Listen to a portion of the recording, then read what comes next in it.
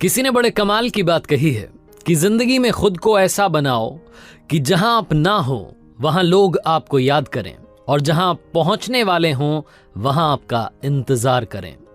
Hi guys, मेरा नाम है आरजे कार्तिक और आपके लिए एक छोटी सी कहानी। ये कहानी भगवान गौतम बुद्ध की बात उन दिनों की है जब उनकी उम्र हो चली थी, लेकिन तब भी वो गांव से गांव, शहर से शहर जाकर के प्रवचन दिया करते थे, उपदेश दिया करते थे। अपने शिष्य आनंद के साथ में एक गांव से निकले थे और दूसरे गांव का रास्ता बड़ा लंबा था। चलते चलते थक चुके थे, उम्र हो चुकी थी, इसलिए चला भी नहीं जा रहा था। लेकिन अपने शिष्य आनंद को लगातार कह रहे थे कि कोई बात नहीं, पहुंच जाएंगे। चलते रहे चलते रहे। एक व्यक्ति उन्हें खेतों में काम करता हुआ दिखाई दिया।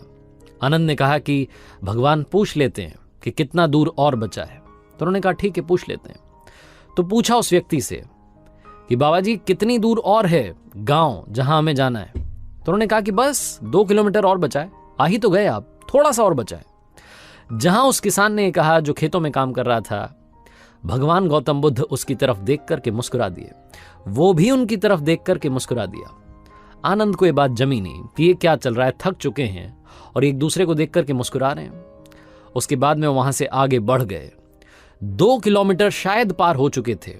आनंद को और थकान हो रही थी। उसने फिर से कहा कि रुक जाते हैं, पूछ लेते हैं किसी से और कितना जाना है। तो उन्होंने देखा कि एक बूढ़ी अम्मा सर पर लकड़ियों का गट्ठर बांध करके जा रही थी।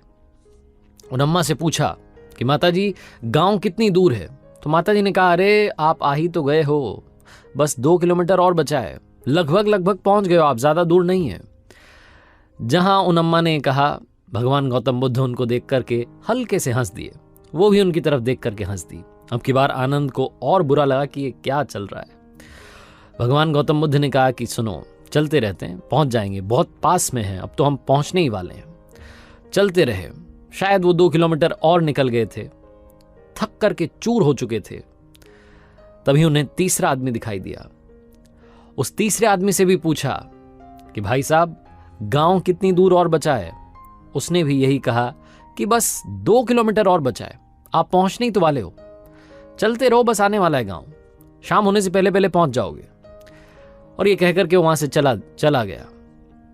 जब वो तीसरा व्यक्ति वहां से चला गया तो आनंद ने जो झोला उठाया हुआ था उसे जमीन पर पटक दिया और भगवान गौतम बुद्ध से कहा कि गुरुदेव माफी चाहता हूं, मुझे मालूम है आप कहते हैं कि उलूल जुलूल सवाल नहीं करने चाहिए, फालतू के सवालों से हमारी ऊर्जा जो है व्यर्थ होती है, लेकिन आज मैं आपसे पूछना चाहता हूं आप ये क्या कर रहे हैं।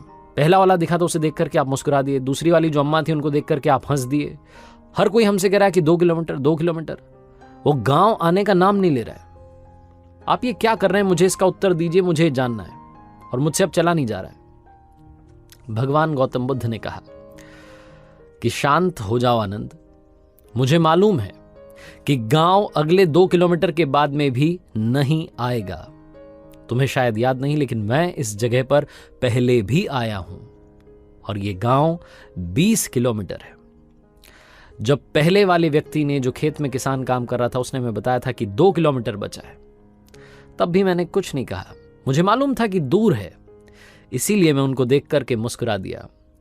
वो भी मुझे देख करके मुस्कुरा दिए। उन्हें समझ में आ गया कि हम दोनों का काम एक ही है, दूसरों को लगातार इंस्पायर करना। पिछले इतने सालों से मैं लगातार लोगों को इंस्पायर कर रहा हूं, मोटिवेट कर रहा हूं कि आगे बढ़िए, मंजिल मिलेगी। दूसरी अम्मा जब मिली तो उन्होंने भी कहा कि 2 किलोमीटर और बचा, आप बस पहुंच ही गए।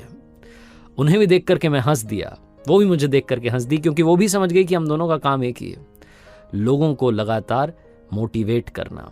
और तीसरा वाला जो मिला उसने भी यही कहा कि बस आप पहुंच ही गए हैं, शाम होने से पहले पहले पहुंच जाएंगे। हम सब का काम एक ही है, इसीलिए हम एक दूसरे को देख करके मुस्कुरा रहे थे। मुझे मालूम है कि गांव दूर है, लेकिन तुम्हें अगर कहता कि 20 किलोमीटर चलना है तो शायद तुमसे इतना भी नहीं चला जाता। इन 3 लोगों ने हमें 2 करके 6 किलोमीटर तो पार करवा दिए। 6 किलोमीटर की जर्नी तो हमने इन्हीं के भरोसे पार कर ली। मुझे मालूम है तुम थक चुके हो, ये बड़ा सा पेड़ है, इसके नीचे आराम करते हैं, आज की रात यहीं बिताते हैं, कल सुबह फिर से चलेंगे, चिंता मत करो। लेकिन दुनिया में याद रखना, दूसरों को लगातार मोटिवेट करना मत भूलना। कहानी बहुत छोटी है, लेकिन असल जिंदगी में भी हमारे आसपास ऐसे लोग होते हैं जो हमें इंस्पायर करते चलते हैं, मोटिवेट करते चलते हैं। कुछ ऐसे लोग भी होते हैं जो हमें डीमोटिवेट करते हैं। अब चॉइस आपकी है कि कि आपको कैसे लोगों के साथ में रहना है और आपको कैसा बनना है, कि आप भी वैसा बनना चाहते हैं जो ये कहे कि बहुत दूर है, तुमसे नहीं पहुंचा जाएगा, या आप ये कहना चाहते हैं कि बस पहुंच गए हो, थोड़ा सा और चल लो, मंजिल मिल जाएगी।